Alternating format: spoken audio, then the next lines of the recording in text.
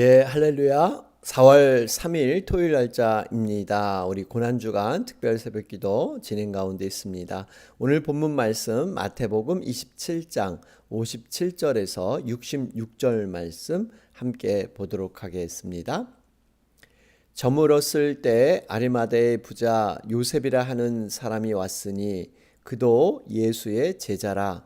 빌라도에게 가서 예수의 시체를 달라 하니 이에 빌라도가 내주라 명령하거늘 요셉이 시체를 가져다가 깨끗한 세마포로 싸서 바위 속에 판 자기 새 무덤에 넣어두고 큰 돌을 굴려 무덤 문에 놓고 가니 거기 막달라 마리아와 다른 마리아가 무덤을 향하여 앉았더라. 그 이튿날은 준비일 다음 날이라. 대제사장들과 바리새인들이 함께 빌라도에게 모여 이르되 주여, 저 속이던 자가 살아있을 때 말하되 내가 사흘 후에 다시 살아나리라 한 것을 우리가 기억하노니 그러므로 명령하여 그 무덤을 사흘까지 굳게 지키게 하소서. 그의 제자들이 와서 시체를 도둑질하여 가고 백성에게 말하되 그가 죽은 자 가운데서 살아났다 하면 후의 속임이 전보다 더 클까 하나이다 하니 빌라도가 이르되 너희에게 경비병이 있으니 가서 힘대로 굳게 지키라 하거늘 그들이 경비병과 함께 가서 돌을 임봉하고 무덤을 굳게 지키니라. 아멘. 우리 계속해서 마태복음 27장 살펴보는 가운데 있습니다. 여러분, 이 마태복음이 끝나면 우리 출애굽기 들어갈 예정에 있습니다. 어제 말씀이었죠. 마태복음 27장 45절에서 56절 말씀.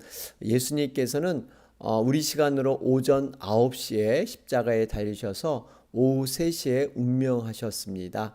정말 예수님은 말할 수 없는 고통을 당하셨죠.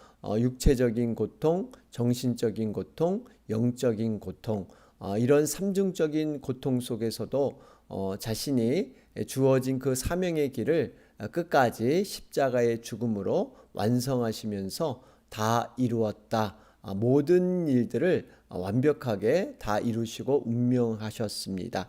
그런데 놀라운 것은 바로 예수님께서 그 십자가에 돌아가실 때 예수님을 하나님의 아들이었다 이렇게 고백했던 사람들은요, 그동안 제자들이나 어떠한 주변의 유대인들이 아니라 백부장, 이방인이었습니다.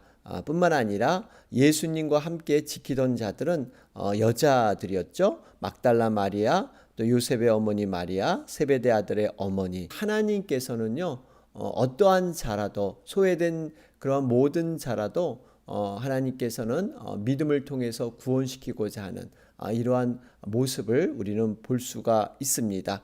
자, 그런 가운데 오늘 말씀이 이어지고 있습니다. 오늘은 예수님께서 운명하신 후에 예수님의 시체를 이렇게 장사 지낸 바로 아리마대 부자 요셉에 대해서 오늘 언급하고 있습니다. 특별히 또 예수님께서 분명하게 부활했다는 것이 역사적인 사실이다라는 것을 우리가 여러 정황을 통해서 확인해 볼 수가 있습니다. 여러분, 유대인들은 유월절과 겹치는 안식일, 예수님이 돌아가실 당시에는 바로 이러한 시기였죠. 그래서 안식일이 시작되는 금요일 날 해가 이렇게 지게 되면, 일몰하게 되면요, 그때부터 이렇게 안식일이 시작되는데, 그때는 바로 이 거룩한 안식일의 기간이기 때문에 시체를 치워야 되는 이러한 일들이 있죠. 그래서 이 빌라도가 요셉의 이러한 요구에 따라서 시체를 십자가에서 내려오게 합니다. 예수님을 장례 치른 사람은요, 가족이나 12제자가 아니었습니다. 오늘 보면 아리마대 출신의 요셉이라는 사람, 정말 이 아리마대 요셉을 통해서 하나님의 일하심, 또한 진정한 제자가 무엇인가라는 것을 우리는 다시 한번 돌아보게 됩니다. 자, 오늘 57절 말씀을 보니까요. 저물었을 때 아리마다의 부자 요셉이라 하는 사람이 왔으니 그도 예수의 제자라. 여러분 여기 아리마다라는 것은요. 구약에 있어서 라마다임 사무엘상 1장 1절에 나오죠. 선지자 사무엘의 출생지로 이렇게 기록되어 있습니다.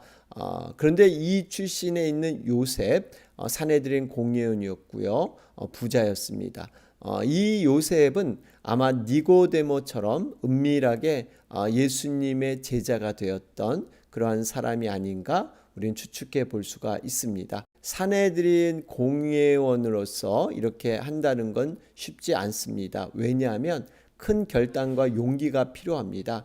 만약에 지금 전체적인 분위기가 예수님의 제자들마저 도망치고 또 사내들의 공회원에서는 예수님을 죽이려고 하는 이러한 음모를 꾸민 곳이기도 하죠.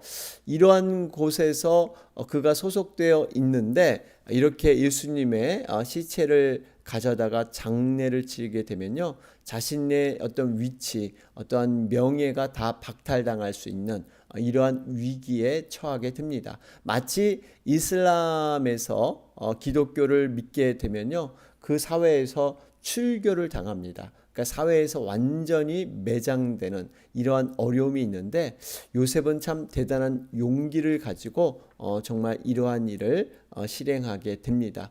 우리가 이것을 보면서 정말 의로운 사람, 신앙의 용기가 무엇인가, 정말 예수님의 그 필요할 때 우리 하나님께서 필요로 할 때 내가 여기 있사오니 나를 써 주시옵소서. 여러분 이러한 결단의 용기를 통해서 우리가 하나님 앞에 나가야 될 줄로 믿습니다. 아리마대 요셉의 모습을 보면서요. 한 가지 또 기억해야 할 것은 우리 하나님께서는 어떠한 직분이든 어떠한 신분이든 어떠한 위치에 있던 사람이든 간에 차별이 없다는 겁니다. 누구든 정말 하나님의 제자, 예수님의 제자로 삼아 주신다는 거죠. 오직 가난하고 비천한 자들만 이렇게 하는 것이 아니죠. 여러분 심령이 가난한 자라는 것은 이 마음이 하나님 앞에 가난한 것이지 어떠한 재물이 있고 없고가 중요한 것이 아닙니다. 물론 말씀에 부자가 천국 들어가기가 낙타가 바늘길을 통과하는 것보다 어렵다. 이 부자들은 정말 심령이 가난해지기가 어렵다는 거지 부자 자체가 정말 하나님의 나라 천국에 들어갈 수 없다라는 말은 아니라는 것입니다. 어떤 자든 하나님은 구원하시는 그러한 하나님인 줄로 믿습니다. 아리마대 요셉의 용기, 이 용기가 어디까지 가면요 헌신의 삶까지 가게 되죠. 59절에 시체를 가져다가 깨끗한 세마포로 싸고 60절에 자기 새 무덤에 넣어 두고 큰 돌을 굴려 무덤 문에 놓고 가니, 그러니까 자기의 무덤까지도 제공해서 예수님께 이렇게 헌신하는 요셉의 모습을 볼 수가 있습니다. 그런데 바로 이 무덤가에 누가 그것을 끝까지 지켜보고 있었느냐? 61절에 보면 거기 막달라 마리아와 다른 마리아가 무덤을 향하여 앉았더라. 여러분 이 의미가 있습니다. 여기 지금 두 사람이요. 무덤이 어느 무덤인가를 끝까지 지켜봤다는 것입니다. 왜 이것이 중요하냐면 예수님께서는 이 땅에 100% 하나님 100% 사람으로 오셨죠. 여러분 신성과 인성을 지니신 분이십니다. 우리 예수님의 출생과 죽음을 보면 알 수가 있는데 잉태가 된 것은 성령으로 잉태됐어요. 초자연적인 신비. 태어난 것은 여자의 몸에서 자연스러움을 태어났습니다. 또 십자가에 죽으신 것은요. 이 육신이 정말 인간의 몸과 같이 똑같이 죽으셨고요. 부활했다는 것은 성령의 능력으로 부활하셨습니다. 이렇게 잉태하고 태어나신 것, 성령과 자연적인 역사, 십자가에 죽으시고 부활하시는 것, 자연적인 거와 성령의 역사, 이것을 다 예수님은 보여주고 계시죠. 그러면서 부활했다는 강력한 증거가 네 가지로 나타나는데요. 첫 번째가 수위가 헝클어지지 않았다는 겁니다. 수위가 사람의 손이 닿은 모습이 아니라 그대로 있었다는 것이죠. 두 번째의 강력한 부활의 증거가 뭐냐면 시체가 없어졌다는 겁니다. 무덤이 비었다는 거예요. 이 시체가 없어졌다는 것을 어떻게 이들이 억지 주장을 하냐면요. 도둑질을 해갔다. 그러니까 제자들이 부활을 꾸미기 위해서 시체를 훔쳐갔다. 그래서 시체가 없었다. 이렇게 유대인들은 주장을 하고요. 또 하나 주장이 뭐냐면 잘못 빈 무덤에, 엉뚱한 무덤에 여자들이 찾아갔다. 이렇게 주장을 하는 거예요. 오늘 본문에도 보니까 근데 63절에 우리 예수님께서 살아생전에 사흘 후에 다시 살아나리라 이런 주장을 하고 있으니까 64절에 보니까 그대로 이루어질까 두려워해서 어떻게 했냐면 사흘까지 굳게 지켜라. 군사들을 동원해서 이런 일이 일어나지 않도록 여러분 그 무덤가를 아주 엄중하게 지켜라. 또 돈을 주고까지 철저히 지키도록 그들은 강요했던 것입니다. 여러분 이런 상황에서 어떻게 시체를 훔쳐갈 수 있다? 말이 되지 않습니다. 더군다나 다른 엉뚱한 무덤을 찾아갔다. 여러분 왜냐하면 한 사람은 물론 실수할 수 있지만요. 이렇게 두 사람, 세 사람이 함께 그 무덤을 봤기 때문에 여러분 한 사람의 실수는 가능하지만 이렇게 실수는 할 수 없어요. 더군다나 또 나중에 이 여인들이 제자들에게 예수님의 부활의 사건을 알리죠. 그랬더니 또 제자들도 뛰어와서 그 무덤을 보게 되는데 이렇게 여러 사람이 잘못된 무덤에 동시에 함께 찾아온다. 여러분 이것은 있을 수 없는 일이죠. 또 하나의 그 놀라운 그 부활의 증거는요. 많은 사람에게 부활하신 예수님이 나타났다는 것입니다. 10번씩이나 많은 사람들 그 상황과 또 무리들 500여 형제에게도 나타나고요. 또 여러 가지 그런 장소와 사람들에게 다양하게 나타났습니다. 마지막 가장 강력한 증거는 제자들이 변화되었다는 것이죠. 여러분 제자들이 예수님이 부활하기 전의 신앙과 예수님이 부활하신 후 정말 신앙이 완전히 달라지죠. 그들은 그 전에 자기 중심적인 신앙을 갖고 있었습니다. 열심의 모양은 있었지만 여러분 그러한 능력이 없었죠. 경건의 모양이 있었지만 경건의 능력이 없었습니다. 자기가 내가 이렇게 주장했는데요. 부활 후에 완전히 이들이 변화돼서 정말 예수님을 위해서 자신의 목숨을 아깝지 않게 내놓았던 여러분 그래서 이 제자들 12사도는요. 반모섬에 유배한 사도 요한 외에는 거의 다 순교를 당했습니다. 여러분 이러한 사람의 변화 만약에 부활을 이렇게 제자들이 조작했거나 꾸몄다면 사실 자신이 조작한 그러한 사건에 자신의 목숨을 던진다. 여러분 이것은 우매한 일입니다. 분명히 예수님은 확실히 부활했기 때문에 부활의 예수님을 만나고 경험한 사람들은요.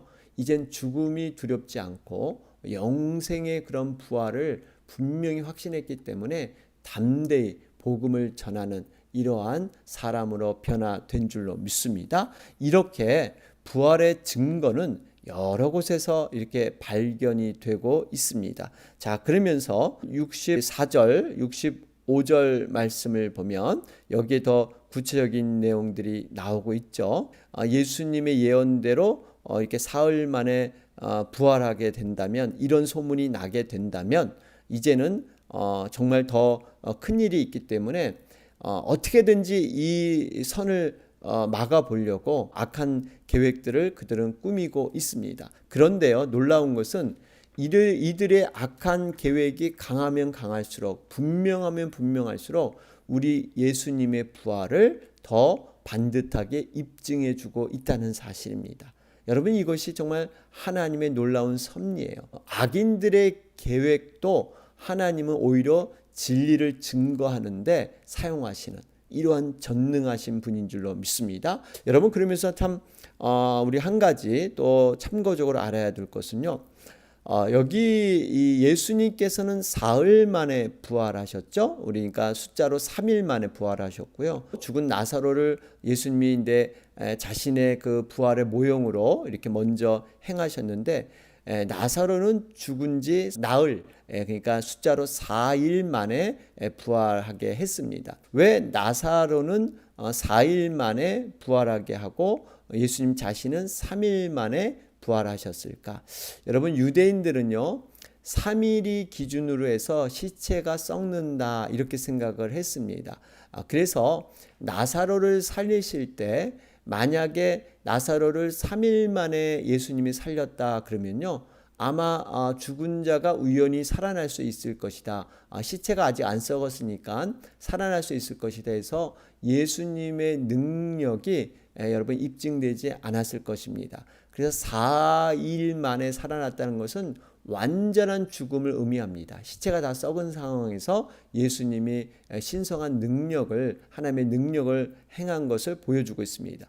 그러면 예수님은 3일 만에 왜 부활하셨을까요? 한 100일 만에 부활했으면 좀 더 드라마틱하게 더 놀라운 신성한 능력으로 입증될 수 있는데, 그러나 3일 만에 부활한 이유가 있습니다. 그 이유는 예수님께서 바로 죽으신 그 육신의 몸으로 영과 이 몸이 함께 부활했다는 것을 말씀해주고 있습니다.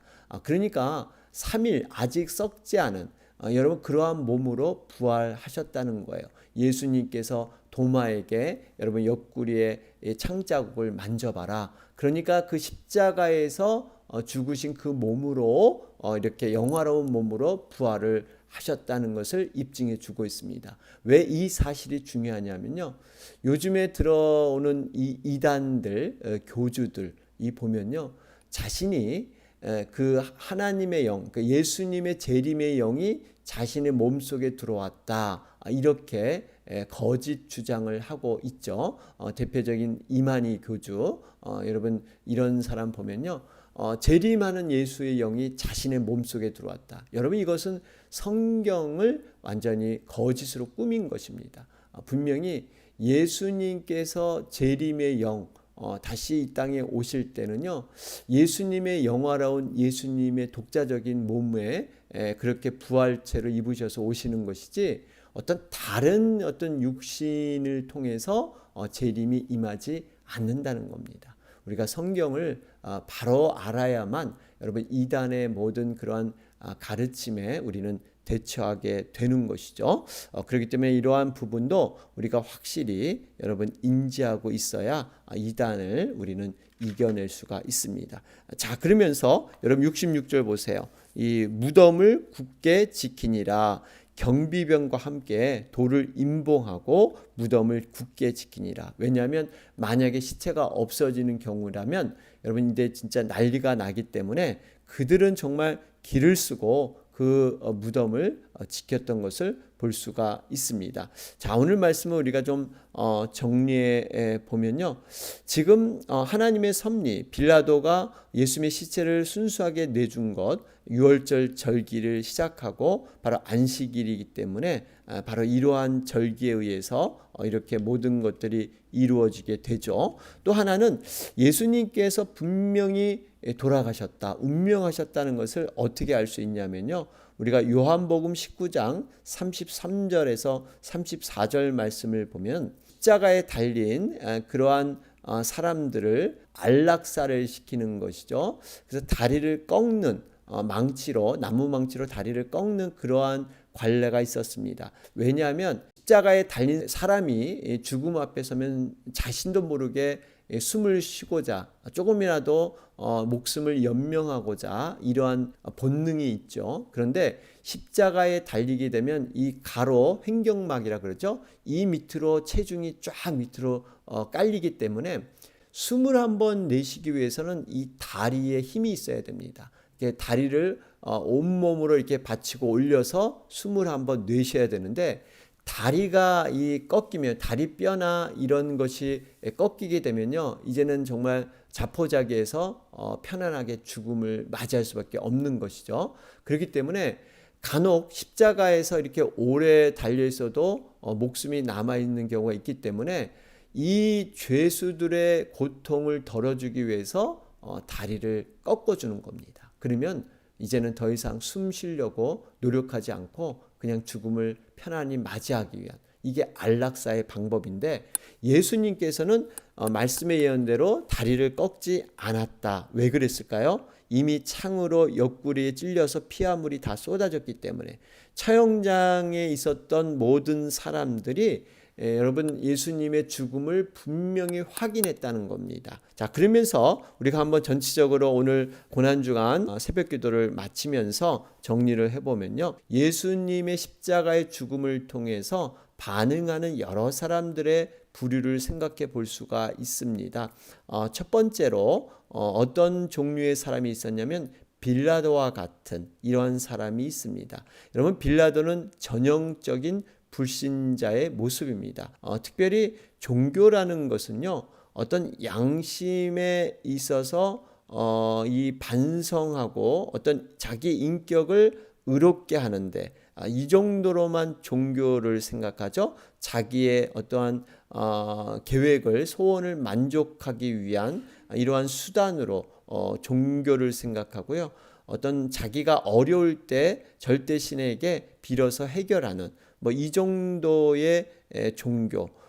분명히 예수님께서는 이 정도의 종교에 머무르지 않습니다. 우리는 하나님의 뜻을 쫓는 것이지 나의 어떠한 계획과 소원을 만족하기 위해서 하나님을 이용하는 이러한 종교와는 다르다는 겁니다. 또한 구원은 어떠한 자신과는 별로 상관없는 이러한 정도로 빌라도는 생각을 했던 것이죠. 여러분, 이걸 보면 세상 사람들의 모습과 빌라도의 모습은 흡사하다, 이렇게 볼 수가 있습니다. 두 번째 부류는 어떤 부류가 있냐면요, 유대 종교 지도자들, 그리고 그들을 추종하는 무리들, 이렇게 볼 수가 있습니다. 예수님을 미워했고요, 적극적으로 회방한 사람들입니다. 여러분, 이 종교 지도자들은 하나님에 대한 열심은 있었어요. 정성은 굉장히 최고였습니다. 근데 그들은 이렇게 십자가의 진정한 의미, 메시아로서 하나님의 아들 되심을 그들은 인정하지 못하고 끝까지 예수님을 결국 십자가에 못 박아 죽인 장본인이 되는 것이죠. 여러분, 이것을 좀 우리가 적용해 보면요, 하나님은 알긴 아는데 정말 이 교회에 대해서 정말 신앙을 고백하고 있긴 있는데, 정말 십자가의 그 진정한 의미, 주님의 보혈, 이 모든 성령의 정말 내주를 통해서 하나님의 성전이 되고 날마다 주님과 동행하는 것, 이러한 삶들이 있지 않습니다. 그저 옛 자아를 가지고 그냥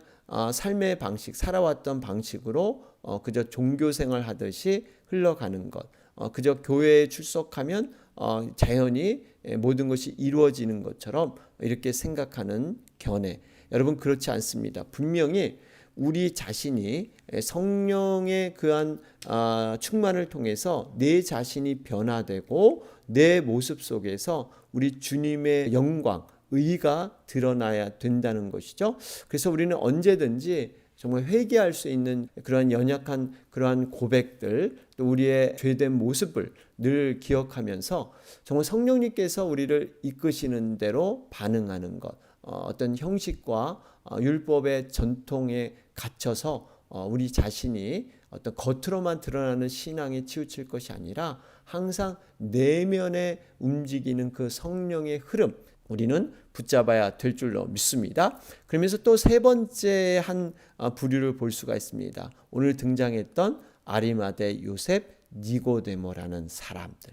여러분, 정말 본문의 어떠한 율법적인 상황만 봐도요, 여러분, 시체를 가까이 하는 것, 그것도 안식일 하루 전에 십자가에 달린 예수를 달라고 한다는 것, 여러분, 율법적으로도 이 쉬운 것이 아니죠. 더군다나 부자고 공회원이라 그랬죠.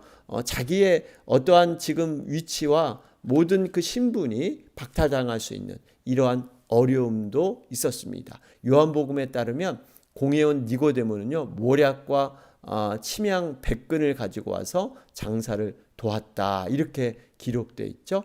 여러분, 이걸 보면 정말 천국을 바라보면서 행동으로 옮겼던 용기 있는 사람들, 정말 예수님을 온전한 주인으로 섬기며 어떠한 상황과 환경 속에 자신을 묶어두지 아니하고 오직 길이요 진리요 생명이신 예수님을 끝까지 쫓았던 성령에 의한 민감한 반응, 여러분 이러한 사람들 어떻게 보면 진정한 믿음의 사람들이다 이렇게 볼 수가 있습니다.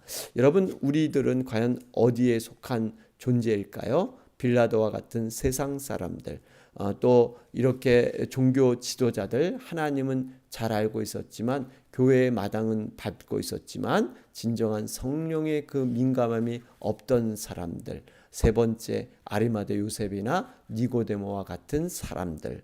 여러분 분명히 우리가 십자가를 바라볼 때 어떻게 바라보느냐가 중요합니다. 그 십자가가 나에게 어떠한 의미가 있고 그 십자가를 통해서 우리는 무엇을 해야 할 것인가. 분명히 우리 각자에게 성령님께서 주시는 그러한 말씀이 계실 겁니다. 그 말씀을 붙잡고 우리가 삶의 현장에서 또 행동으로 믿음을 이루는 여러분과 제가 되시길 바랍니다. 고난주간 정말 하나님 앞에 이렇게 헌신하는 귀한 모습 감사하고요. 이제 내 부활을 우리가 준비할 때입니다. 이제 예수님께서 다시 한번 이번 주일에 새로운 창조주로 또 이렇게 부활하시는 놀라운 우리 그 영광을 함께 누리게 될 것입니다. 여러분 위에서 함께 기도해 주시기 바랍니다. 특별히 우리 부활주일 새벽 6시에 우리 연합 예배 우리 유튜브에서